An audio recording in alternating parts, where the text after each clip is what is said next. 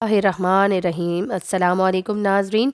Channel पर अगर new हैं तो चैनल को सब्सक्राइब लाजमी कर लें। अनवर मकसूद एक औरत का वाक़या बयान करते हुए लिखते हैं कि रिश्ते चाहे सगे हों या सौतेले, अगर निभाने की चाहत हो तो इंसान खुशी खुशी हर रिश्ता निभा सकता है।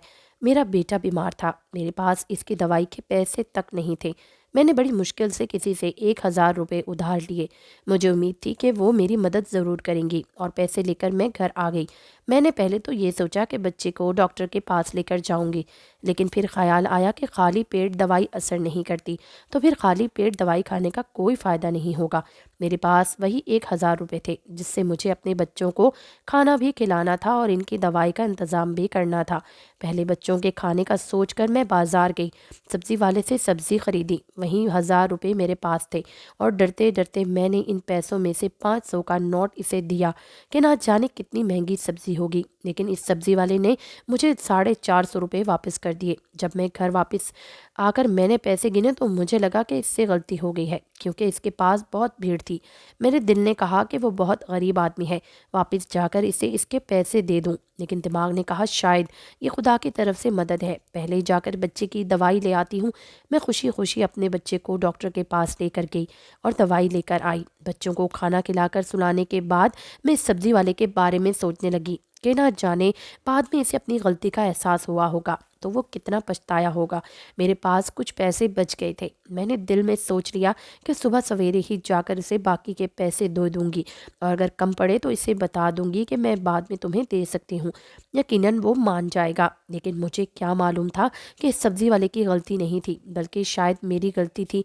मेरा रिश्ता एक गरीब घर से था। मेरे पापा शराबी थे और मेरी माँ लोगों के घरों में काम करती थी। मेरे पापा मेरी बड़ी बहन के को जुए में हार गए थे, जिससे हम दोनों बहनें एक दूसरे से जुदा हो गईं। मैंने बड़ी कोशिश की कि मैं अपने पापा की बुरी नज़र से बच सकूं, लेकिन होने को कौन टाल सकता है। आखिरकार जब मैं 16 साल की हुई तो मुझे भी मेरे पापा जुए में हार गए और फिर मैं भी शादी होकर अपने पापा जैसे ही एक शख्स के घर में आ गई थी। मैं अपनी माँ की तरह लोगों के घरों में काम करती थी और अपनी कमाई अपने जवारी पति के हाथों से बचाने के लिए तरह तरह की कोशिश करती थी। कभी कपड़ों की पोटली में पैसे छुपाती तो कभी राशन के डिब्बों में, लेकिन वो फिर भी मेरी कमाई मुझसे छीन लेकर चला जाता। मेरे 3 बच्चे थे और मुझे खुशी इस बात की थी कि खुदा ने मुझे तीनों बेटे दिए थे। कोई बेटी नहीं थी जिसको इसका बाप मेरी तरह बेच देता। इस तरह समय गुजरता रहा और मेरी ज़िंदगी यूं ही चलती रही। कभी हफ्तों बाद मेरे पति को मेरे घर की याद आती तो वो घर आ जाता और जो भी कीमती सामान इसे नज़र आता वो इसे उठाकर बेच देता। अगर इसे कुछ भी नहीं मिलता तो वो मेरे साथ मारपीट करने लगता और मेरे बच्चे मुझे बचाने की कोशिश करते हैं तो वो भी मुझे को भी बच्चों को भी मारने लगता है। मुझे बस इस बात का सुकून था कि घर मेरा अपना था और वो ये घर बेच नहीं सकता था, क्योंकि मेरे ससुर जी ने मेरी शादी के बाद ही अपने बेटे की हरकतों को देखते हुए ये घर मेरे नाम कर दिया था। इन्होंने अपने जीते जी ये काम बहुत अच्छा किया है। कम से कम मेरे बच्चों के सर पे छत तो है जो इनका बाप छीन नहीं सकता था। मेरे आसपास के घरों में जो औरतें थी वो भी मेरे ही जैसी थी, मेहनत करती और अपने बच्चों का पेट पालती थी। आज छोटे बच्चे की बीमारी की वजह से मैंने एक ईमानदार इंसान का हक मार लिया था और ये चीज़ मुझे चैन नहीं लेने दे रही थी। कुछ दिन बाद जब बेटे की तबीयत कुछ बेहतर हुई और मुझे तनख्वाह मिल गई तो मैंने सोचा कि मुझे इस सब्ज़ी वाले का उधार चुकता कर देना चाहिए। मुझे कुछ सब्ज़ी भी चाहिए थी, दोबारा बाजार गई। इस सब्ज़ी वाले ने मुझे देखकर अनदेखा कर दिया और बाकी ग्राहकों को सामान देने लगा। मुझे इसके रवैये पर बहुत हैरत हुई कि शायद वो इसलिए मुझे देखकर अनदेखा कर रहा है कि सबसे निपट कर वो मुझसे बात करेगा। खैर मुझे इसके पिछले पैसे भी देने थे, लेकिन मैं पैसे देने की वजह से ही इसी सब्जी के वाले के पास आई थी, इसलिए मैं चुपचाप खड़ी रही। सबसे निमट कर वो मेरी तरफ देखकर बोला कि क्या चाहिए। मैंने इसे बताया कि आपने पिछली बार मुझे ज़्यादा पैसे वापस कर दिए थे, लेकिन इसने मेरी बात को अनसुना कर दिया और पूछने लगा कि अभी क्या चाहिए। मैंने काफ़ी सब्जियां इसे बता दी तो और वो तोलने लगा। फिर सारी सब्जियां तोलने के बाद मैंने इससे पूछा कि कितने पैसे हुए। वो मेरे चेहरे की तरफ देखने लग गया और जो इसने मुझसे कहा इसे सुनकर मुझे झटका सा लगा कि इसने मुझसे सिर्फ 50 रुपये मांगे थे। मुझे लगा कि इससे गलती हुई है, इसलिए मैंने 500 का नोट निकाल कर इसे दिया, लेकिन इसने 50 रुपये ही काट कर बाकी के 450 रुपये वापस दे दिए। और जब मैंने इससे कहा कि सब्ज़ी तो बहुत महंगी है तो इसने मेरी बात काट कर दूसरे ग्राहक की तरफ लग गया और मेरे हैरान होकर घर वापस आ गई। और फिर ये रोज़ का हो गया और जब भी मैं इससे सब्ज़ी वाले की दुकान पर जाती, मैं जितने रुपए की सब्ज़ी भी लेती वो मुझसे केवल 50 रुपये ही लेता था। कभी कभार तो सब्ज़ी 200 से 300 रुपये तक की भी होती थी, लेकिन वो मुझसे 50 रुपये ही से ज़्यादा नहीं लेता था और हमेशा इंतज़ार करता कि सारे ग्राहक हट जाएं या पहले मुझे वो सब्ज़ी दे देता कि मुझे सब्ज़ी देने के बाद सबको सब्ज़ी देगा, ताकि किसी को मालूम ना हो सके इतनी सारी सब्ज़ी वो मुझे केवल 50 रुपये में दे रहा है। शुरू शुरू में तो मुझे ये बात बहुत अजीब लगती थी। जब सब्ज़ी के पैसों की बचत से मेरे घर की बहुत सी ज़रूरतें पूरी होना शुरू हो गई तो मैंने भी हमेशा की सब्ज़ी लेने के लिए इसी की दुकान पर जाना शुरू कर दिया। कम से कम 3 महीने हो चुके थे। मैं रोज़ाना सब्ज़ी लेने जाऊं या हफ्ते में एक बार जाऊं, मैं जब भी जाती वो मुझसे 50 रुपये ही लेता था और अच्छी वाली सब्ज़ी निकाल कर दे देता। आसपास मौजूद किसी को भी इस बारे में नहीं बताया था, क्योंकि वो किसी को भी ये सब्ज़ी कम पैसों में नहीं देता था। और मैं कोशिश करती कि बार बार इसके पास ना जाऊँ, लेकिन इसके सब्ज़ी के बचे हुए पैसों से मैंने अपनी बहुत सी ज़रूरियात पूरी करना शुरू कर दी थी। और मैंने अपने एक बेटे को सरकारी स्कूल में भी पढ़ने के लिए डाल दिया था, इसलिए मुझे इसी से ही सब्ज़ी लेनी पड़ती, क्योंकि किसी और दुकान से लेने में मुझे सारे पैसे देने पड़ते जो कि मैं नहीं दे सकती थी। मैं हमेशा ये सोचकर जाती कि इससे ज़रूर पूछूंगी कि 50 रुपये का क्या मामला है और वो मुझे सब्ज़ी इतने कम पैसों में क्यों देता है। लेकिन इसके लिए ज़रूर था कि इसकी दुकान पर कोई ग्राहक ना हो, लेकिन जब भी मैं जाती इसकी दुकान पर ग्राहक होते थे। कभी मेरे सब्ज़ी ख़रीदने के दौरान आ जाते तो कभी पहले से ही मौजूद होते थे। मुझे इससे बात करने का मौका नहीं मिलता था।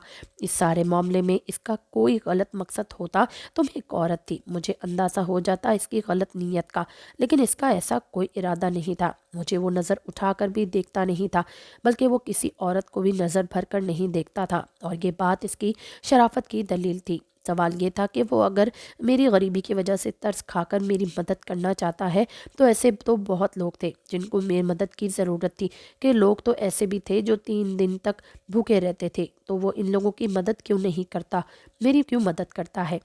और ये बात मुझे सोचने पर मजबूर करती थी और मेरे हर सवाल का जवाब सब्ज़ी वाले के पास ही जवाब था, लेकिन मुझे इससे बात करने का मौका नहीं मिल रहा था। एक दिन जिस घर में मैं काम करती थी वहाँ पर कोई बहुत बड़ी और दावत थी। मालकिन ने मुझे कहा कि मैं बाज़ार से सब्ज़ी ले आऊँ और राम सिंह की मदद करूँ। मेरे कदम खुद ब खुद इस दुकान की तरफ बढ़ने लगे। मैंने सोच लिया कि आज तो अच्छी खासी सब्ज़ी चाहिए जो कम से कम 2-3 हज़ार रुपये की होगी। आज सब्ज़ी वाला क्या करेगा। मैंने सारी सब्ज़ी जब तुलवाई तो मुझे इसके चेहरे पर हैरत नज़र आई, लेकिन फिर इसने खामोशी से सब्ज़ी तोलना शुरू कर दी। और जब पैसों की बारी आई तो मैंने इसके हाथ में 5,000 रुपये दे दिए जो मुझे मालकिन ने दिए थे। लेकिन हमेशा की तरह जब इसने इन 5,000 रुपये में से भी 50 रुपये काट कर बाकी रकम मुझे वापस करने लगा तो मैंने इससे कहा कि मैं ये सब्ज़ी अपनी मालकिन के लिए लेकर जा रही हूँ। इसके हैरान चेहरे पर मुस्कुराहट आ गई और इसने सारी सब्ज़ी के पैसे काट कर 2,000 रुपये मुझे वापस कर दिए। तो मुझे यकीन हो गया कि वो सिर्फ मुझे ही सब्ज़ी कम पैसों में देता है। इसकी दुकान पर इस समय भी कुछ ग्राहक मौजूद थे, इसलिए इसने सवाल न कर सकी। इस दिन तो मैं सारा दिन दावत में लगी रही और इससे अगले 2 दिन तक मुझे टाइम नहीं मिल पाया कि मैं सब्ज़ी वाले की दुकान तक जाऊं। कुछ दिनों के बाद जब मैं इसकी दुकान पर गई तो इसके साथ एक लड़का भी मौजूद था और वो वहाँ पर काम कर रहा था। हमेशा की तरह इसने मुझे 50 रुपये में सब्ज़ी दी, लेकिन इस लड़के की वजह से मैं कोई सवाल नहीं कर सकी। कुछ दिनों में बाद जब दोबारा दुकान पर गई तो वही लड़का था, वो खुद दुकान पर मौजूद नहीं था। मैं कम पैसों में सब्ज़ी लेने की आदी हो चुकी थी। मुझे हैरत हुई जब लड़के ने भी मुझे सारी सब्ज़ियाँ 50 रुपये में ही दी थी। मैंने जब इस लड़के से सवाल किया इसने मुझे 50 रुपये ही क्यों लिए, तो इसने बताया कि ये बात तो इसे खुद समझ नहीं आ रही कि इसके दुकान के मालिक ने इसे ये बात क्यों कही थी। वो तो सिर्फ मालिक का कहना पूरा कर रहा था। दुकान के मालिक ने इससे कहा था कि मैं जब भी यहाँ आऊँ किसी भी समय कोई भी चीज़ लूँ तो 50 रुपये ही लेना। मैंने आज भी सब्ज़ी ली, इसकी कीमत 300 रुपये जितनी है, मुझसे 50 रुपये ही लिए। मैंने इससे पूछा कि तुम्हारा मालिक कब आएगा, तो इसने इस पर जवाब दे नहीं दिया। अब तो मैं और भी ज़्यादा हैरत में पड़ गई थी और मुझे अपने सवालों के जवाब भी चाहिए थे। अब तो मुझे ये बात नामुमकिन सी लगने लगी, और क्योंकि क्योंकि अब अक्सर दुकान पर वो लड़का हुआ करता था और वो सब्ज़ी वाला खुद नहीं होता था। सब्ज़ी तो मुझे वैसे ही मिल रही थी और अच्छी ही मिल रही थी, लेकिन मुझे मेरे सवालों के जवाब नहीं मिल रहे थे। इन दिनों ये हुआ था कि मेरे दोनों बड़े बेटे स्कूल जाना शुरू हो गए थे और मुझे अच्छे भूसे की उम्मीद नज़र आ रही थी, और ये सब इस कीमत सब्ज़ी की वजह से ही मुमकिन हुआ था। क्योंकि इससे पहले तो मैं सिर्फ बच्चों के 2 वक्त की रोटी पूरी करने के लिए सोचती रहती थी, लेकिन जब मेरे पास बचत के कुछ पैसे आना शुरू हुए तो मैं इनकी पढ़ाई के लिए भी सोचना शुरू कर दिया था। अब मुझे कुछ उम्मीद नज़र आ रही थी कि मेरे बच्चे पढ़ लिख कर किसी मुकाम पर पहुंच जाएंगे और शायद मेरी जिल्लत भरी ज़िंदगी अब ख़त्म हो जाएगी। जब ये सिलसिला चल पड़ा तो मैं ज़्यादा पढ़े लिखे तो नहीं थी, लेकिन हिंदी किसी हद तक पढ़ लेती थी। इसलिए अपने तरीके से मैंने सब्ज़ी का हिसाब लिखना शुरू कर दिया, और वो इसीलिए कि मेरे दिल में यही ख्याल था कि कभी ज़िंदगी में मेरे पास इतने पैसे हुए तो सब्ज़ी वाले का सारा उधार एक बार में ही चुका दूंगी। सब्ज़ी वाले का ये राज मैंने अपने बच्चों को भी नहीं बताया था, क्योंकि बच्चे बात करते हुए अगर अपने दोस्तों से कह देते तो मेरे लिए मुश्किलें खड़ी हो जाती, क्योंकि सबसे पहली बात मेरे किरदार पर आ जाती। और मैं गरीब ज़रूर थी लेकिन बद किरदार नहीं थी, लेकिन ये बात तो कोई न समझता, और सब मुझसे सवाल करने लगते कि वो इतने कम पैसों में तुम्हें सब्ज़ी क्यों देता था। इस मामले को लगभग 7-8 महीने हो चुके थे और अभी तक मैं इस बंदे से सवाल नहीं कर सकी थी, और आखिरकार एक दिन मुझे मौका मिल ही गया। मैं शाम को देर से काम पर आ रही थी, इसलिए सब्ज़ी लेने देर से गई। इस वक्त दुकान पर सब्ज़ी वाला खुद मौजूद था। वो दूसरा लड़का आज नहीं था और कोई गाहक भी नहीं था। मैंने जाते के साथ ही इससे सवाल कर लिया कि तुम ये सब्ज़ी 50 रुपए में ही क्यों देते हो, और इसकी वजह क्या है? तुम मेरी इस तरह से मदद करते हो। तो इसने मुझसे कहा कि मुझे सिर्फ ये बताओ कि क्या इस वजह से तुम्हारी किसी तरह की मदद हो सकती है। तो मैंने इसे बताया कि मैंने अपने दोनों बच्चों का स्कूल में एडमिशन करा दिया है और घर की बहुत सी छोटी मोटी चीज़ें मैंने ले ली हैं जो पत्ती की नज़र से बचा कर रखी है। इसने कहा कि मैं यही चाहता था कि तुम्हारी मदद हो जाए। आज तक मैंने तुम्हारी तरफ गलत नज़र से कभी नहीं देखा, और ये बात तुम भी जानती हो। मेरा मकसद सिर्फ तुम्हारी मदद करना था। लेकिन मेरा सवाल तो वहीं का वहीं था। अगर वो मदद करना चाहता था तो यहाँ पर बहुत से लोग हैं जिनको इसकी मदद की ज़रूरत है, क्योंकि जिस जगह इस पर इसकी दुकान है इसके आसपास हम गरीब लोग ही रहते थे। सभी गरीब थे तो वो मेरी मदद क्यों करता था? जब मैंने ये सवाल इससे किया तो वो घबरा गया और रोकर कहने लगा कि आपके सवाल का जवाब तो मेरे पास है, लेकिन मैं देना नहीं चाहता। मैंने जब इससे ज़िद की कि वो मेरे सवाल का जवाब दे, मैं इसे सब्ज़ी नहीं खरीदूंगी, तो वो और ज़्यादा परेशान हो गया। इसने मुझसे वादा लिया कि वो मुझे मेरे हर सवाल का जवाब देगा, लेकिन सब्ज़ी हमेशा मैं इसी की दुकान से लूँगी। मैंने इससे वादा कर लिया। तो इसने कहा कि कल शाम के बाद मैं इसके घर पर आ जाऊं, मुझे मेरे हर सवाल का जवाब वहीं मिल पड़ देगा। लेकिन मैं इसके घर नहीं जाना चाहती थी। इसने जल्दी जल्दी मुझे अपने घर का पता बताया और मैं इसके घर आने से इनकार करने ही वाली थी कि मुझे सारे सवालों का जवाब इधर ही दे दे।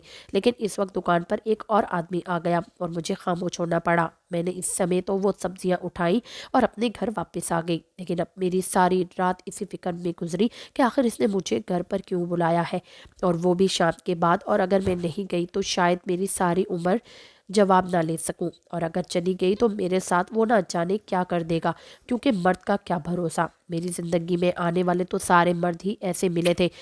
ये सब्जी वाला मुझे क्यों ठीक लग रहा था, लेकिन इसने मुझे अकेले अपने घर पर क्यों बुलाया? सारी रात सोचने के बाद मैंने फैसला किया कि मुझे एक बार तो जाना ही चाहिए। ना ही मैं इतनी कमज़ोर हूँ कि अगर मेरे साथ कुछ गलत करने की कोशिश करेगा तो मैं खुद को बचा नहीं सकूंगी। बेसब्री से शाम का इंतज़ार था। मैं जल्दी काम से वापस आ गई और छोटे बेटे को अपने दोनों बेटों के पास छोड़कर और इनको सख्ती से समझा कर कि घर से बाहर मत जाना, मैं थोड़ी देर में आ जाऊंगी, एक ज़रूरी काम से जा रही हूँ। मैंने अपने करते हुए एक छोटी छुरी को छुपा लिया और घर की तरफ चल दी, और छुरी मैंने इसलिए रखी कि मुसीबत में काम आ सके। अगर ज़रूरत पड़े तो जैसे जैसे मेरे कदम इसके घर की तरफ बढ़ रहे थे वैसे वैसे मेरी धड़कनें बढ़ने जा रही थी। इसके घर के दरवाजे पर पहुंचकर एक बार तो दिल ने कहा कि पलट जाऊं, जो जैसे चल रहा है वो वैसे ही चलने दूं। मुझे क्या ज़रूरत है सवाल करने की। मेरी तो ज़रूरतें पूरी हो रही हैं और मेरे बच्चों को खाना भी मिल रहा है और इनकी अच्छी पढ़ाई भी हो रही है और मेरे घर की ज़रूरतें भी पूरी हो रही हैं। मुझे इस रात को राज ही रहने देना चाहिए। लेकिन मेरे अंदर की आग मुझे चैन नहीं लेने दे रही थी और बार बार मेरे अंदर ये बात आती कि एक बार अंदर जाना चाहिए। इसके बाद मैंने दरवाज़ा खटकाया। दरवाज़ा खटकाने के बाद मेरा दिल और तेज़ धड़कने लगा और मुझे यहाँ आने का फ़ैसला गलत लगने लगा। इससे पहले कि मैं यहाँ से पलट जाती, दरवाज़ा खुल गया और मुझे दरवाजे पर सब्ज़ी वाले की सूरत नज़र आई।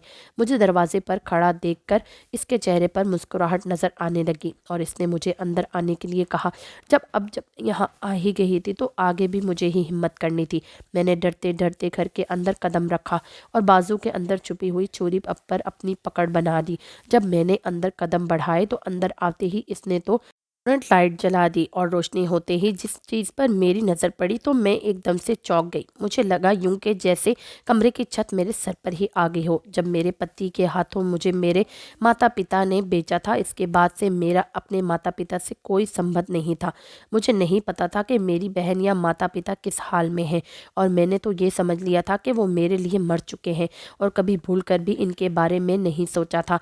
कभी कभी मुझे मेरी माँ का ख्याल आ जाता था, लेकिन शादी के 3 साल बाद ही मेरी माँ को भी मेरे पिताजी ने किसी जगह जुए में हार गए थे और इसके बाद कुछ पता नहीं कि इन सबको मरा हुआ मारने के बाद मैंने तो कभी सोचा भी नहीं था कि इनसे सामना होगा। स्टोर के बिस्तर पर मुझे अपने पिताजी लेटे हुए नजर आए और मुझे इन्हें देखकर और ज़्यादा नफरत का एहसास हुआ कि हम लोग जिस हाल में भी हैं सिर्फ इसी आदमी की वजह से हैं। लेकिन इनकी हालत इतनी ख़राब थी कि इनसे तो नफरत भी नहीं कर पा रही थी। मेरे पीछे मौजूद सब्जी वाले ने मुझसे कहा कि आपने इनको पहचाना। मेरी तो ज़बान बंद हो चुकी थी, मैं इसे क्या जवाब देती। मेरी हालत देखकर इसने कहा कि ये आदमी आपके पिताजी हैं, सिर्फ आपके नहीं बल्कि मेरे भी। मैं आपका भाई हूँ। और ये सुनकर मुझे बहुत बड़ा झटका लगा। ऐसे कैसे हो सकता है? ये आदमी मेरा भाई कैसे हो सकता है? क्योंकि हम तो सिर्फ 2 ही बहनें थी। मुझे तो लगा था कि आज इतनी बड़ी बिजली गिरने के बाद और इसके अलावा कोई और झटका मैं सह नहीं पाऊंगी। मैं आगे बढ़ी और पिताजी की हालत देखती तो मेरी आंखों में आंसू आ गए। इनको फालिज का अटैक हुआ था और वो जबान से बोल भी नहीं पा रहे थे, हाथ भी नहीं हिला सकते थे और सिर्फ मुझे देखकर रो रहे थे। मैंने इस सब्जी वाले से, जो कि मेरा भाई था, इससे पूछा कि ये सब क्या है? तुम मेरे भाई कैसे हो सकते हो? हम तो 2 बहनें थी और फिर ये तुम्हारे पास कैसे? इसने मुझे बताया कि मेरी शादी के 1 साल के बाद ही मेरी माता जी को ये एक जुए में हार गए थे, लेकिन हमें जुए में हारने से पहले इन्होंने खुद एक औरत को जुए में जीता था, जिसे वो अपने घर पर तो नहीं लेकर आए थे, एक और जगह रखा था। सब्जी वाला इसी औरत से मेरा भाई था। को जन्म देते हुए वो औरत मर गई और खुदा का करिश्मा तो देखो, जिसकी वो बहन थी और इसी के हाथों मेरे माता जी का दोबारा विवाह हुआ। मेरी माँ ने ही इसकी परवरिश की है और इसे अच्छे बुरे की समझ दी है।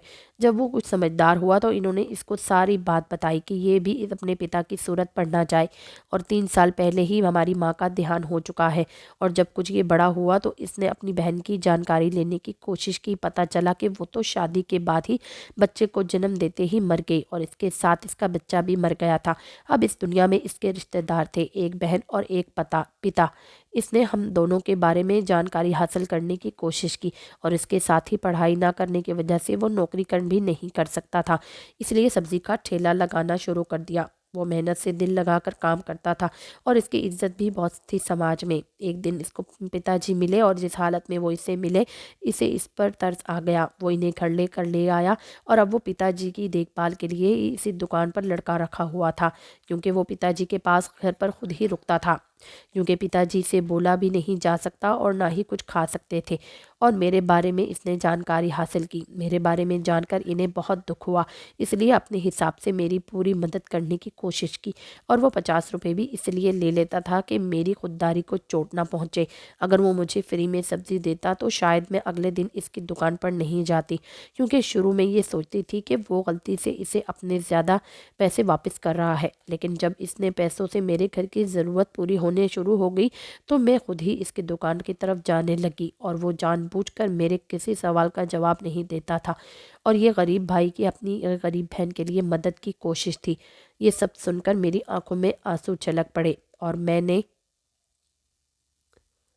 खुदा का धन्यवाद किया कि खुदा ने मुझे अगर पति और पिता की सूरत में अच्छे इंसान नहीं दिए तो भाई की सूरत में एक अच्छा इंसान दे दिया। और दिल ही दिल में सोच रही थी कि मैं अपने तीनों बेटों को सही रास्ते पे चलाऊंगी, पढ़ाई के साथ साथ इनकी परवरिश भी अच्छी करूंगी।